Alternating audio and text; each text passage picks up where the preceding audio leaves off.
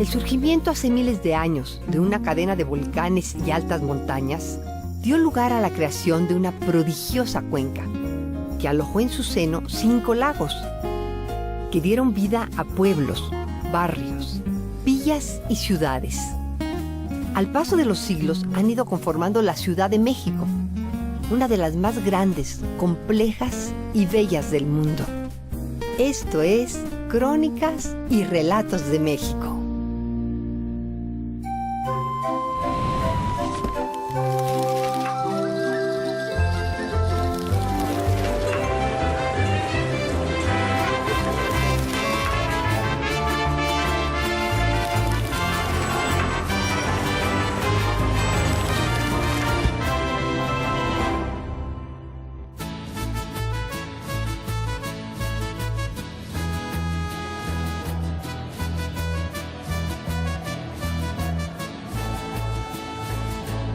¿Qué tal?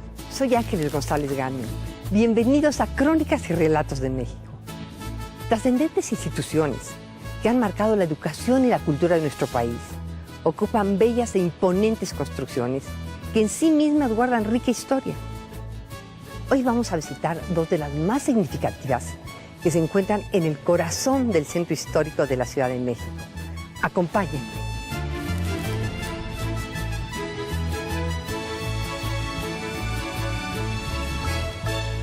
Este hermoso patio perteneció al Convento de la Encarnación, que fundaron en 1594 un grupo de monjas concepcionistas. Pero fíjense, consiguieron un terreno magnífico, cerca de la Plaza Mayor, 10.500 metros. Aquí levantaron un convento de cierta sencillez, como eran en esa época, pero claro, con todas sus instalaciones, como las casitas muy lindas para cada monja, que ya sabemos que en esa época así se usaba. Tenían que dar una dote mínima de 4,000 pesos. Que era una fortuna en la época. Imagínense que una buena casa costaba alrededor de 5,000 pesos. Era exclusivamente para criollas y españolas. Este convento fue creciendo al paso de los siglos, tuvo muchas modificaciones. Finalmente, a fines del siglo XVIII, que ya estaba dañado y anticuado, deciden contratar a uno de los mejores arquitectos de la época, que era Miguel Constanzó, para que lo remodele y les haga un nuevo edificio.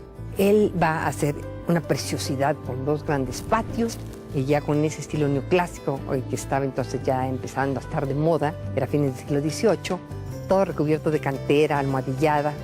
Después de la independencia, empieza a haber muchos problemas económicos y el gobierno les pide muchos préstamos a las órdenes religiosas. Eso ya no les gusta tanto a las monjas. Y después, cuando ya se acerca la mitad de ese siglo, empieza a haber rumores de que se van a aplicar las leyes de reforma, que les va a quitar los bienes a la iglesia. Los previsoras, las monjitas, empiezan a vender muchas de sus 85 fincas que llegaron a tener, imagínense nada más, que entre donativos y préstamos que hacían al gobierno y a particulares, recordemos que eran los principales prestadores de dinero para el gobierno.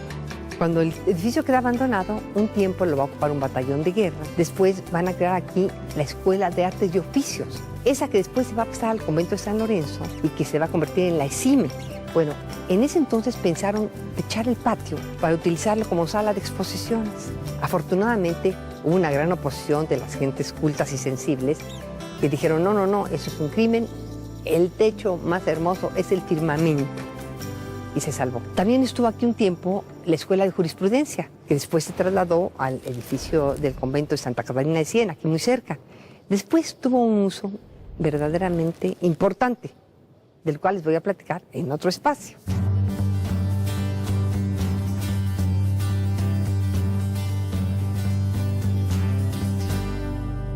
En los años 20 del siglo XX, ya se había calmado el país después de 10 años de cruenta lucha revolucionaria y llega a gobernar el sonorense Álvaro Obregón, quien va a buscar institucionalizar el país.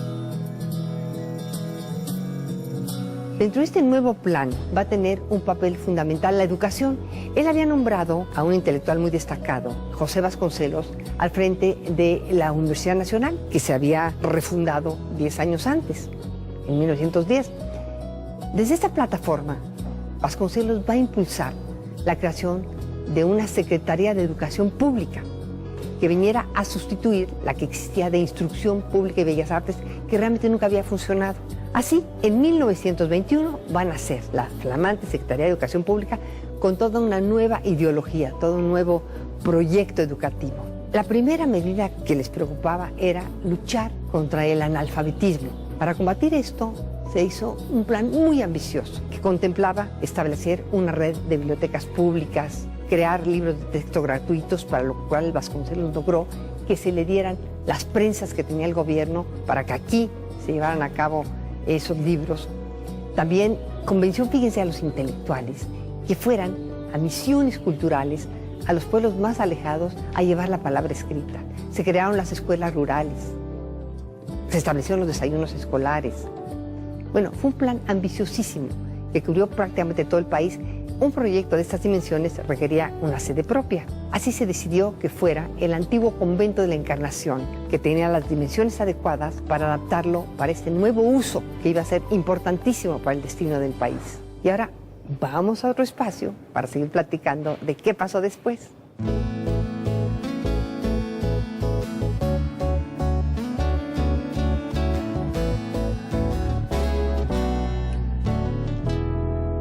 En junio de 1921 se inicia finalmente la remodelación del antiguo convento de la Encarnación.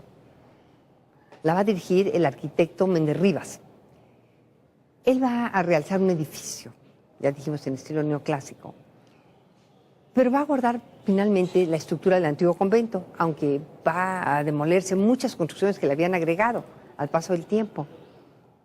Se van a invitar a artistas a decorar aquí, como era una de las ideas estas que habían surgido del nacionalismo. En la fachada, el escultor Ignacio Asúnzolo va a crear un grupo escultórico en que aparece en el centro la diosa Minerva, que representa la armonía. A su derecha va a ser Dionisios con la pasión, y a la izquierda aparece Apolo, que representa la inteligencia. A los lados, las armas aztecas y españolas. En el interior, en el gran patio, se le va a encargar al escultor Miguel Centurión que realice 4 tableros, que aquí vemos mucho la mentalidad de Vasconcelos, porque fíjense, en uno aparece una mujer que representa a Grecia, la madre de la cultura occidental. En otro aparece de las casas de una carabela, España. En un tercero, Quetzalcóatl, muy elegante, la cultura prehispánica. Y en el último va a aparecer un Buda. Ustedes dirán, ¿por qué Buda? Bueno, es que resulta que para Vasconcelos simboliza el encuentro entre la cultura de Oriente y el Occidente.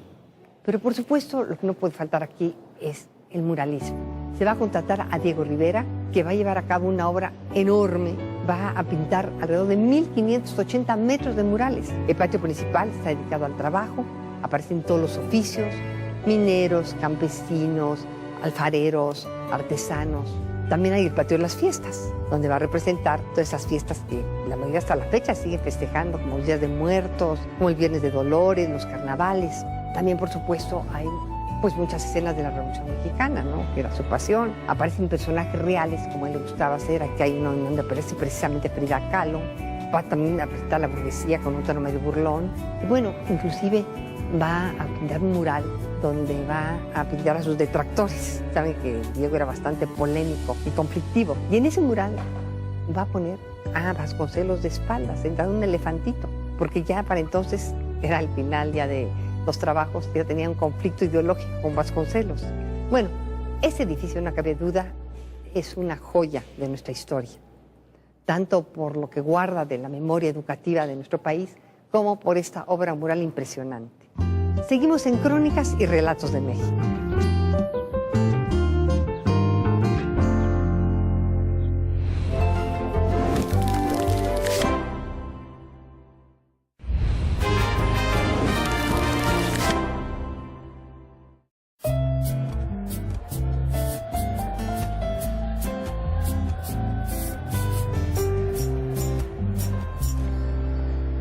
Seguimos nuestro recorrido por la historia y el arte en construcciones majestuosas. El Centro Histórico de la Ciudad de México conserva en sus entrañas piedras y memorias de la antigua Tenochtitlan.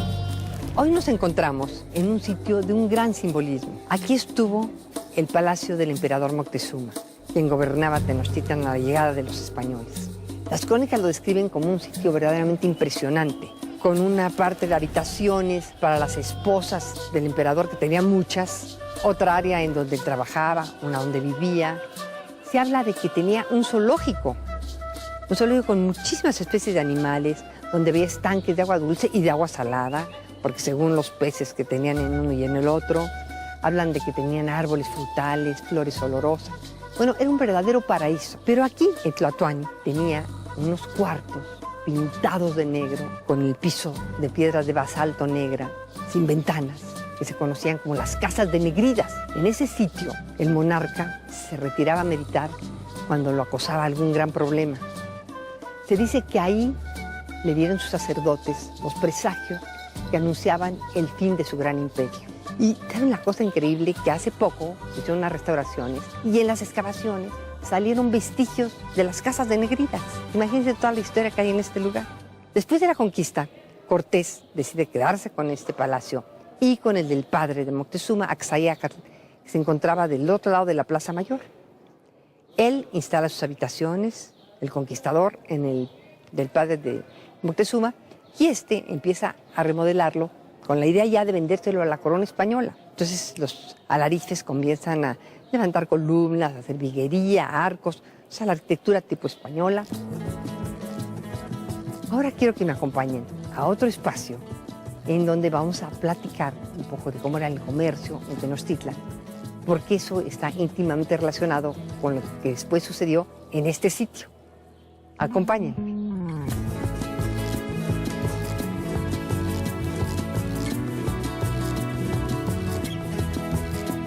La vida comercial en Tenochtitlan se desarrollaba fundamentalmente alrededor de sus mercados. Tenemos crónicas muy detalladas de cómo funcionaban, había un gran orden, estaban repartidos por el tipo de mercancías, había jueces muy severos que estaban revisando que todo tuviera la medida y el peso determinados, y los castigos podían ser muy severos, desde cortarles la mano hasta la vida.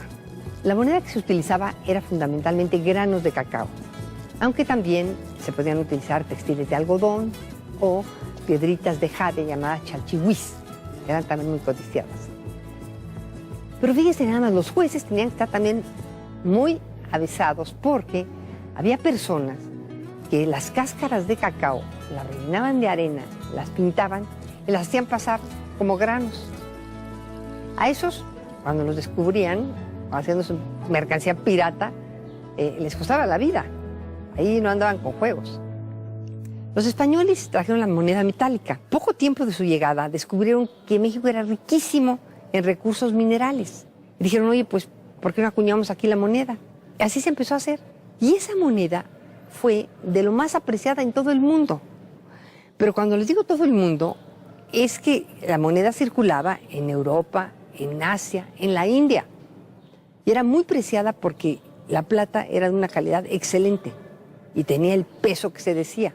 O sea, era una moneda muy respetada y muy respetable. Todavía existen museos en esos lugares, todavía hay museos que muestran esa moneda acuñada en la Nueva España. Pero ¿en qué lugar se acuñaba aquí la moneda? Acompáñenme a otro lugar donde les voy a contar.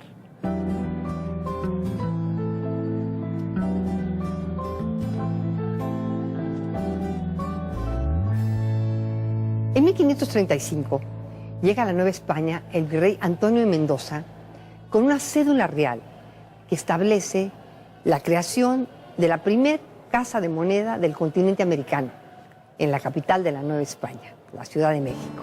Se va a establecer primeramente en lo que eran las casas de Cortés, que como ya dijimos, él se apropió del palacio de Axayácatl y el de Moctezuma, pero en ese, el padre Moctezuma estableció sus casas. Las crónicas nos cuentan que era como una pequeña ciudad, tenía muchísimos patios. Entonces ahí le hacen un huequito y empieza a funcionar la casa de moneda.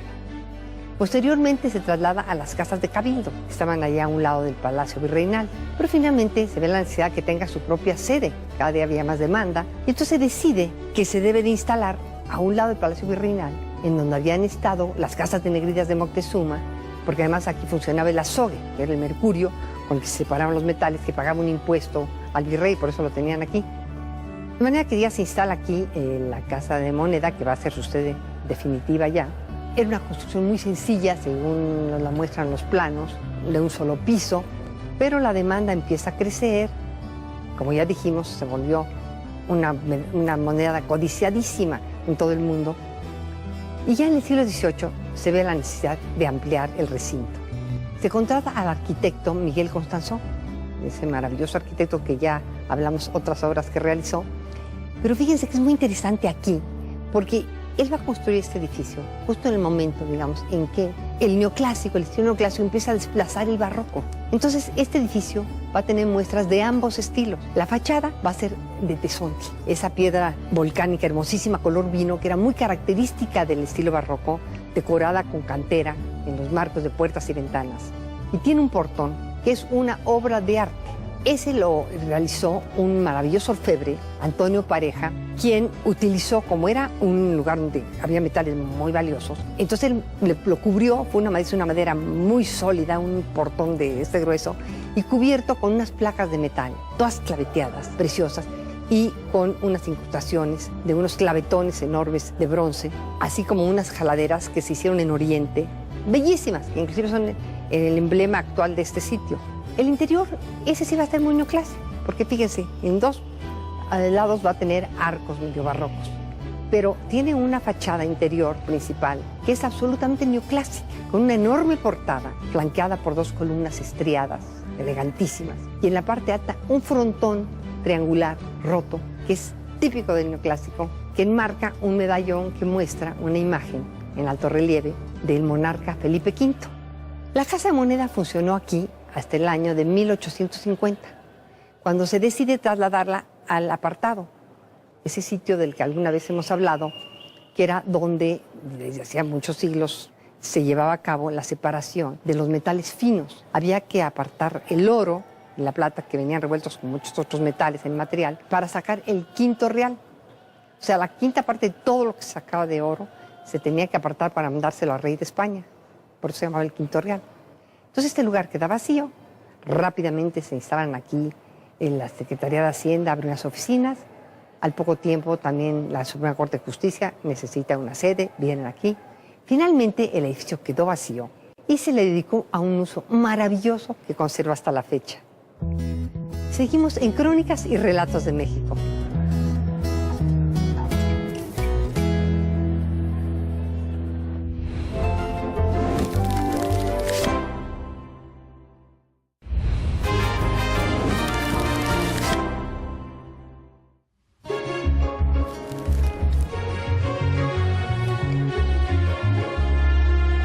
Seguimos nuestro recorrido por el arte y la historia de construcciones majestuosas.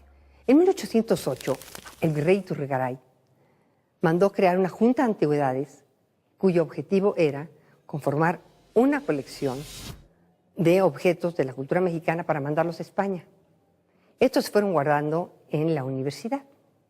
Después de la independencia, el emperador Iturbide retomó la idea y mandó nuevamente que en la universidad se estableciera un museo. Pero como sabemos, su imperio fue efímero, de manera que no se llegó a hacer nada tampoco. En 1825, don Lucas Alamán convence al presidente Guadalupe Victoria de que ahora sí se establezca un museo, que ya están ahí las colecciones. Entonces, que le dé instrucciones precisas al rector de la universidad para que una de las salas la dedique a ser la sede del museo. Fue hasta la llegada del emperador Maximiliano de Habsburgo, y fíjense, él ya tenía desde Europa la idea de crear un gran museo en México. Y entonces trae sus propias colecciones, que eran magníficas. Y cuando llega aquí y busca una sede, le parece ideal la Casa de Moneda, porque está junto al Palacio Nacional. Y fíjense, va a ser el primer museo del continente americano. Es algo emocionantísimo, que nace aquí en este recinto. Y todo esto va a dar lugar al surgimiento de un proyecto que va a ser muy importante para la arqueología y la antropología mexicanos, que les voy a platicar en otra parte. Acompañen.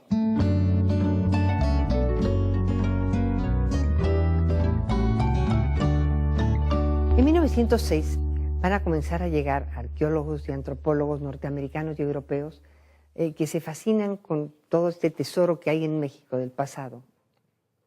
Algunos de ellos, inclusive, se van a quedar, como Celia Nuttall, quien va a trabajar un códice mexicano que va a llevar su nombre, el Códice Nuttall. Es tanto el interés que en 1911 le proponen al gobierno de México crear la Escuela Internacional de Arqueología y Etnografía Americanas, con el objetivo de estudiar todo esto de una manera científica.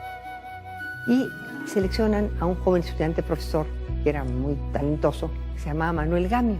Se lo van a llevar a Columbia, donde va a pasar 2 años, y a su regreso él va a promover la creación de la primera dirección de antropología del continente americano. Fíjense qué interesante. En 1938, el Instituto Politécnico Nacional había creado, junto al Instituto de Ciencias Biológicas, una carrera que se ocupara del hombre y su cultura. Y por otro lado, la Universidad Nacional había creado, dentro de Filosofía y Letras, una cátedra de antropología y de filología, y académicos especializados en esos temas. Cuando se enteran que decide crear el gobierno una escuela especializada de esos temas, ambas instituciones ceden sus carreras y sus profesores, y así van a ser, en 1942, la Escuela Nacional de Antropología e Historia, la famosa ENA, que va a funcionar aquí en la sede del Museo Nacional hasta los años 50, en que se va a trasladar a un edificio de enfrente, en las hermosas casonas del Mayorazgo de Guerrero.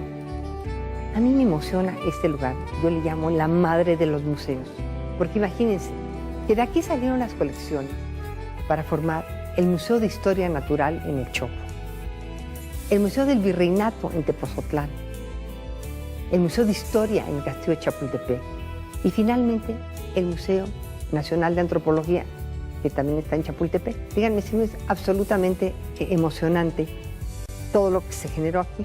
Creo que no es equivocado llamarle la madre de los museos. Pero ¿qué sucede cuando el edificio queda abandonado? Eso se lo voy a platicar en otro lugar.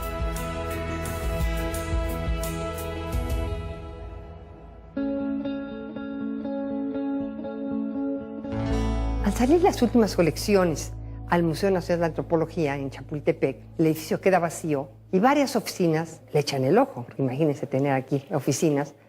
Finalmente se lo asignan a una dependencia, pero se entera de esto el maestro Eusebio Dávalos, quien era el director del Instituto Nacional de Antropología e Historia y había sido director de este museo. Y dice, pero ¿cómo el primer museo del continente americano se va a convertir en oficinas? No, no es posible. Se deja venir al inmueble y le dice a los empleados, vamos a las bodegas a sacar todos los objetos que hayan quedado de exposiciones internacionales que tuvimos y que ya nunca se llevan los objetos porque era más caro regresarlos. Y entonces sacan todos los objetos y monta salas. Cuando llegaron los señores de la dependencia a tomar posesión de las oficinas, lo recibe el maestro Dávalos y le dice, sí señores, a sus órdenes. Pues nada, maestro, venimos a tomar posesión del inmueble. ¿Por qué? Pero si esto es un museo. No, no, no, maestro, está usted equivocado. Esto era un museo, pero ahora van a ser nuestras oficinas. Fíjense que no, acompáñenme. Los paseo por las salas. ¡Ah, caramba! Señores, si me permiten, este es el Museo de las Culturas del Mundo. Bueno, los señores tuvieron que irse por donde habían venido y así nació, en 1965, el Museo de las Culturas, que actualmente es uno de los 5 museos nacionales del Instituto Nacional de Antropología e Historia. Recientemente tuvo una renovación todo el inmueble, lo restauraron precioso, recuperaron muchos espacios que estaban invadidos y ahora podemos ver unas salas hermosísimas en que se pueden apreciar no nada más objetos extraordinarios de culturas como la sala del Mediterráneo. Imagínense que ahí podemos ver objetos de Grecia, de Roma, de Persia, de Levante, de Mesopotamia. Y también existe la sala de China y la de Corea. Estas son particularmente hermosas porque ya saben ustedes los objetos que tienen estas culturas, tanto en los textiles, esos trajes maravillosos de los gobernantes, los trajes de novia, de esas sedas, estos bordados. Pero hay porcelanas, hay lacas, hay máscaras. Dentro de la renovación también se instaló una mediateca que a través de tecnologías interactivas vincula el arte, el juego y la cultura.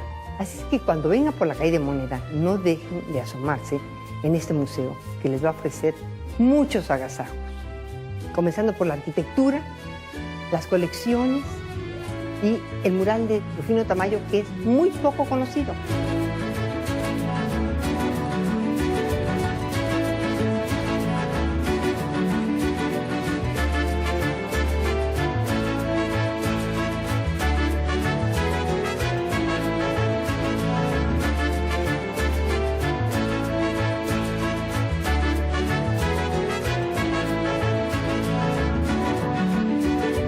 Aquí terminamos nuestro recorrido por el arte y la historia de construcciones majestuosas. Hay mucho más que ver. Abramos los ojos. Estas son nuestras verdaderas riquezas.